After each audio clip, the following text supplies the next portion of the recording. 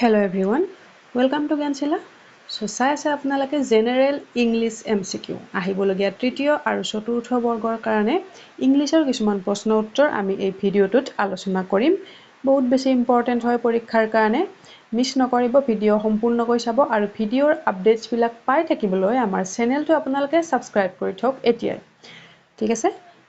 তো আহকচোন আৰম্ভ কৰোঁ ভিডিঅ'টো আৰু আজি প্ৰথমটো প্ৰশ্ন হৈছে Are you afraid dash exam? ডেছৰ ঠাইত কি হ'ব? ইয়াতে আছে on, for, to, of. তো ইয়াতে শুদ্ধ উত্তৰ কি হ'ব? এইটো প্ৰিপজিশ্যন হয়। তো যেতিয়া বাক্য এটাত afraid থাকে, afraidৰ লগত সদায় কি বহে? of বহে। ঠিক আছে? শুদ্ধ উত্তৰ হ'ব of. Are you afraid of exam? Okay? Next প্ৰশ্ন me and my friend go to school dash the bus. ইয়াতে আছে on, by, in, from.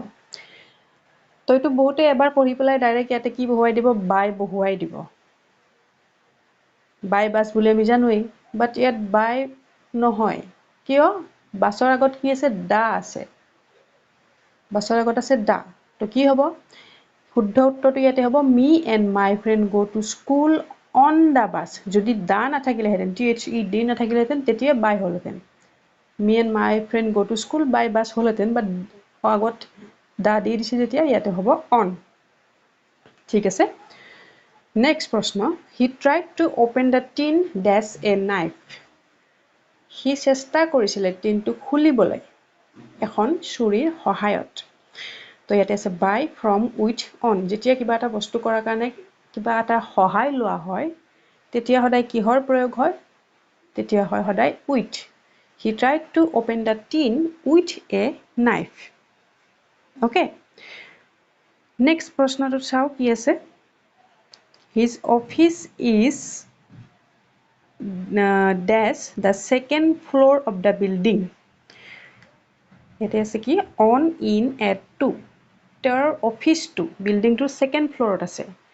তো বাক্য এটাত যেতিয়া ফ্ল'ৰ থাকিব, ফ্ল'ৰৰ লগত সদায় কি প্ৰিপজিশ্যন ইউজ হয়? His office is on the second floor of the building. Okay? তো আগতে ইংলিছৰ ভিডিঅ' মই অলৰেডি এটা দিছোঁ, এইটো ছেকেণ্ডটো হয়। তো কমেণ্ট কিছুমানে কৰিছে যে ইমান ইজি কুৱেশ্যন পৰীক্ষাত নাহে।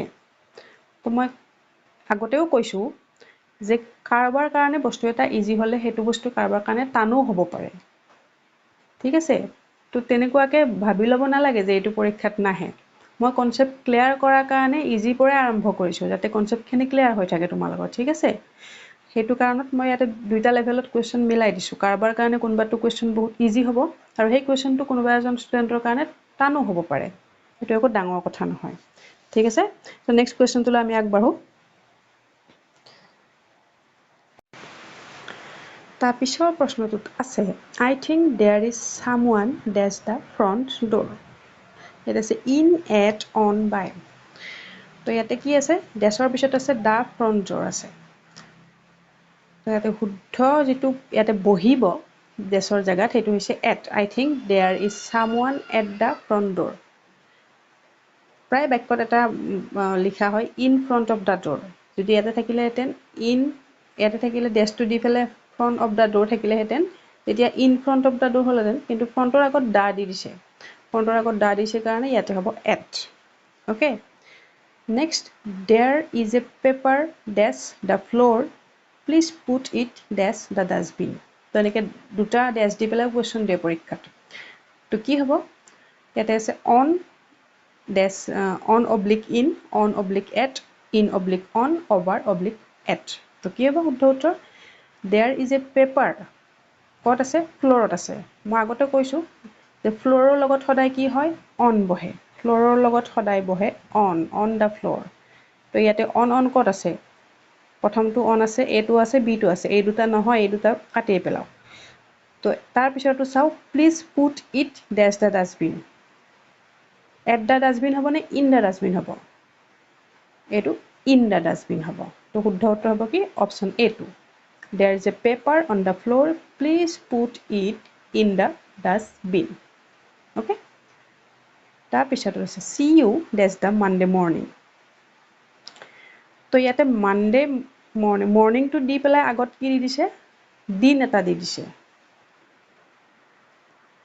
ওকে তো ইয়াতে যদি মানডে নিদিলেহেঁতেন see you in the morning হ'লহেঁতেন বাট ইয়াতে দিছে কি আগত দিন দি দিছে ইয়াতে অন ইন এট অফ শুদ্ধ উত্তৰ কি হ'ব যিহেতুকে দিন এটা দি দিলে তাৰ কাৰণে ইয়াতে বহিব on C U on the Monday morning okay The next question is we are giving him surprise party dash his birthday আমি তাক এটা সারপ্রাইজ পার্টি দিম বার্থডেত বার্থডে মিন্স কি হয় বার্থডেও এটা কোনোবা এটা দিনই হয় কোনোবা সরি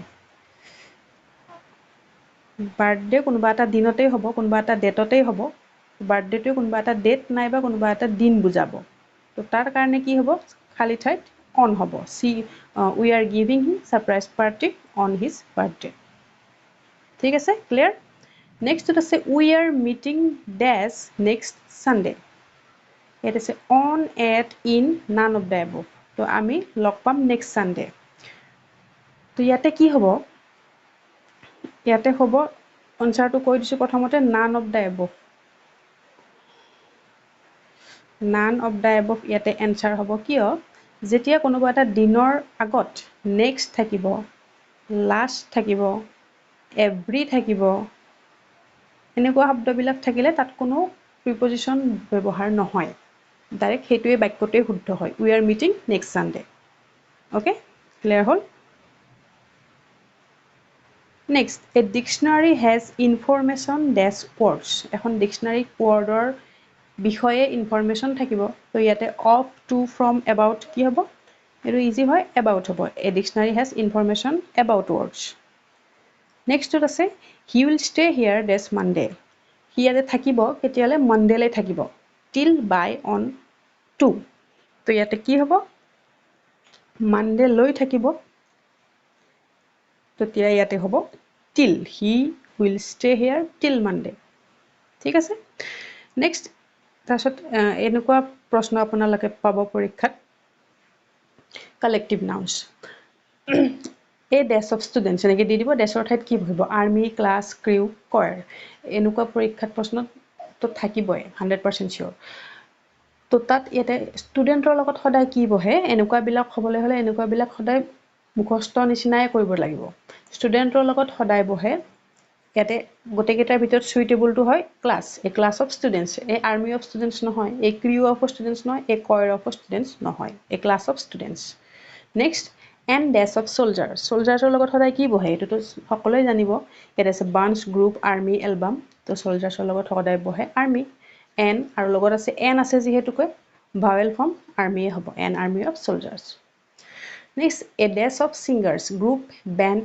কয়াৰ বাঞ্চ তো ছিংগাৰৰ লগত সদায় বহে কি অপশ্যন চি যিটো আছে a choir of singers group of singer নহয় বা বেণ্ড অফ ছিংগাৰ নহয় ঠিক আছে next a dash of people যেতিয়া কোনোবা মানুহৰ যেতিয়া হেৰি এটা গ্ৰুপ এটাক বুজায় মানুহৰ গ্ৰুপ এটাক যেতিয়া বুজাব তেতিয়া সদায় কি ব্যৱহাৰ হয় ইয়াতে আছে crowd group audience army group হ'ব নেকি নো গ্ৰুপ নহয় এ ক্ৰাউড অফ পিপুল হ'ব মানুহৰ ভিৰ বুজাবলৈ হ'লে সদায় মানুহৰ গ্ৰুপ এটা বুজাবলৈ হ'লে ক্ৰাউড হয় সদায় এ ক্ৰাউড অফ পিপুল হ'ব মনত ৰাখি থ'ব এ ডেছ অফ প্লেয়াৰ্ছ কি হ'ব এইটোতো জানিবই group gang team India audience তো আমাৰ ইণ্ডিয়াৰ ক্ৰিকেট যিটো আছে ক্ৰিকেটটোক কি বুলি কওঁ আমি টিম বুলি কওঁ তো কি হ'ব এ টিম অফ প্লেয়াৰ্ছ হ'ব প্লেয়াৰৰ গ্ৰুপটোক সদায় টিম বুলি কয় a team of players next a dash of natives natives means স্থানীয় তো কি হ'ব ইয়াতে টিম ট্ৰাইব ক্ৰাউড গ্ৰুপ তো নেটিভছৰ লগত সদায় ইউজ হোৱা শব্দটো হৈছে crowd tribe of natives okay নেক্সটত আছে এ ডেছ অফ আইলেণ্ড একেলগে বহুতটা আইলেণ্ড যেতিয়া লগ লাগিব বহু বচন হ'ব বহু বচন বুজাবলৈ কি হ'ব বান্ডল গ্ৰুপ টিম বাঞ্চ আৰু শুদ্ধ উত্তৰটো হ'ব ইয়াতে a group of island okay next a dash of experts ইয়াতে যেতিয়া এক্সপাৰ্টছ বুজাব এক্সপাৰ্ট নাইবা জাজ যদি শব্দটো থাকিব জাজ এ ডেছ অফ জাজ তো ইয়াতে কি হ'ব পেনেল টিম গ্ৰুপ নান তো ইয়াৰ লগত সদায় বহুবচন হিচাপত বুজাবলৈ হলে ইয়াতে হ'ব a panel of experts okay next a dash of tourist tourist means ইয়াতে tourist হিচাপত বুজাইছে কি এটা গ্ৰুপ বুজাইছে কিছুমান মানুহৰ group of people means তো ইয়াতে আছে flock crowd team gang এনেকুৱা যেতিয়া বাক্য থাকিব a group of a dash of ইয়াতে যদি tourist থাকে birds থাকে নাইবা কোনোবা যিকোনো এনিমেল চৰাই বা মানুহৰ এনেকুৱা এটা গ্ৰুপ যেতিয়া বুজাব তেতিয়া তাত সদায় হ'ব a flock of tourists a flock of birds a flock of animals a flock of sheep ঠিক তেনেকে ইয়াতে হ'ব ঠিক আছে নেক্সট কোৱেশ্চনটোত এইটোৱে দিয়া আছে a dash of birds আমি কৈ আহিলো ইতিমধ্যে কি হ'ব a flock of birds তাৰ পিছত আছে a dash of directors team board flock group কি হয় directorsৰ লগত এটো হ'ব a board of directors okay next a cats of this তো এনেকুৱা কোৱেশ্চন দিব পাৰে আগৰ পিনে আপোনাৰ শব্দটো দি দিব দি পেলাই পিছ পিনে কোনটো সাবজেক্ট বা অবজেক্ট ব্যৱহাৰ হ'ব তেনেকৈ দিব পাৰে তাৰপিছত ইয়াতে কি হ'ব cats যেতিয়া থাকিব এই catsৰ লগত সদায় কি হয় ইয়াতে আছে fish ants birds ships catsৰ লগত সদায় হয় fish a cats of fish ঠিক আছে next an army of fish ants sheep goat তো কি হ'ব উত্তৰ ইয়াতে হ'ব ants mean পৰুৱাৰ যিটো গ্ৰুপ পৰুৱাৰ গোটটোক সদায় আৰ্মি বুলি কোৱা হয় an army of ants okay next a hive of dash fish bees birds cattle hive শব্দটো সদায় ইউজ হয় কিহৰ লগত মৌমাখিৰ লগত a hive of bees okay a dash of books তো বুক কিতাপটোত যেতিয়া বহু বচন লাগি যায় কিতাপক বহু বচনত বুজাবলৈ হলে প্লুৰেল নাম্বাৰত বুজাবলৈ হলে ইয়াতে সদায় কি ব্যৱহাৰ হ'ব পেয়াৰ গ্ৰুপ লাইব্ৰেৰী বাঞ্চ আৰু ইয়াতে শুদ্ধ উত্তৰটো হ'ব a library of books okay next a dash of shoes basket bundle pair couple কি হ'ব শুদ্ধ উত্তৰ ইয়াতে হ'ব shoes আছে যেহেতুকে দুটা বস্তু লগ লাগি পেলাই যেতিয়া হেতুক এটা জোৰা বুলি কোৱা হয় তেতিয়া হলে সদায় কি হ'ব a pair of shoes okay clear হল তো ইংলিছৰ কাৰণে প্ৰশ্ন উত্তৰ আজিৰ ভিডিওটোৰ কাৰণে এইখিনি হয় আমাৰ ইবুক খিনিৰ লিংক তলৰ ডেসক্ৰিপচন বক্সত দিয়া আছে আৰু এইখন হৈছে গ্ৰেড 4 চতুৰ্থ বৰ্গৰ কাৰণে বনোৱা কিতাপখন ইবুক পিডিএফ হয় যিখনৰ মূল্য হৈছে ₹66 আৰু এইখন সম্পূৰ্ণ অসমীয়া মাধ্যমত পিডিএফটো বনোৱা হৈছে আৰু অতি শীঘ্ৰেই গ্ৰেড 3 ৰ কাৰণে নতুন পিডিএফটো মই লঞ্চ কৰি আছো খুব বেছি 2 বা 3 দিনত ওকে সেইখন আপোনালোকৰ কাৰণে উপলব্ধ হ'ব সো এইখন গ্ৰেড 4 ৰ হয় যদি লব বিচাৰে WhatsApp কৰিব পাৰে আমাৰ নাম্বাৰটোত এইটো হৈছে আমাৰ number 8402086470 okay so that's all for today if you like the video please like share and subscribe our channel and press the bell icon for further updates of our video till then keep learning keep sharing jai hind